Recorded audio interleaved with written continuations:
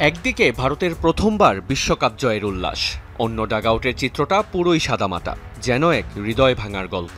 প্রথমবার ফাইনালে উঠে স্বপ্নভঙ্গের বেদনায় পড়ল দক্ষিণ আফ্রিকা। প্রোটিয়াদের এক একটি ফাইনাল যেন এক একটি হতাশার গল্প। দক্ষিণ আফ্রিকার স্বপ্নভঙ্গের হতাশা ক্রিকেটে যেন লেগে আছে অভিশাপের মতো। পুরুষ কিংবা নারী দল যেটাই হোক না কেন, শিরোপার মঞ্চে হোঁচট খাওয়ার গল্পটা যেন সবচেয়ে আপন প্রোটিয়াদের সাথে। তাই তো প্রশ্নটা সহজ, কিন্তু উত্তরটা কঠিন। দক্ষিণ আফ্রিকা কি আসলেই চোকার্স?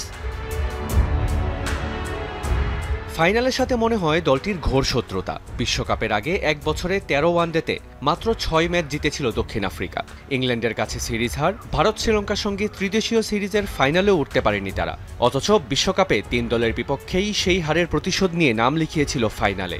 শিরোপার মঞ্চের চিত্রটাও ছিল ভিন্ন, লড়েছে, সুযোগও তৈরি করেছে, কিন্তু এরপরেও যেন সহায় হয়নি ভাগ্যবিধাতা।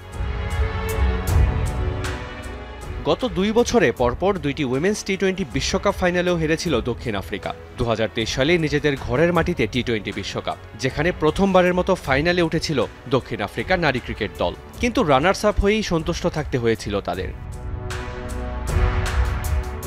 এর পুনরাবৃত্তি ঘটেছে ২৪-এর দুবাই টি-20 বিশ্বকাপেও। এবারও শিরোপার মঞ্চে নাম লিখিয়েছিল প্রোটিয়ারা।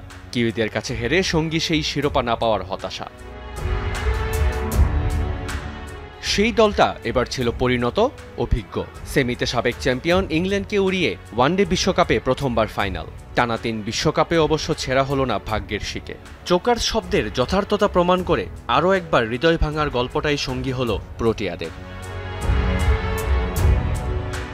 রিয়ান রাফতি, যমুনা স্পোর্টস।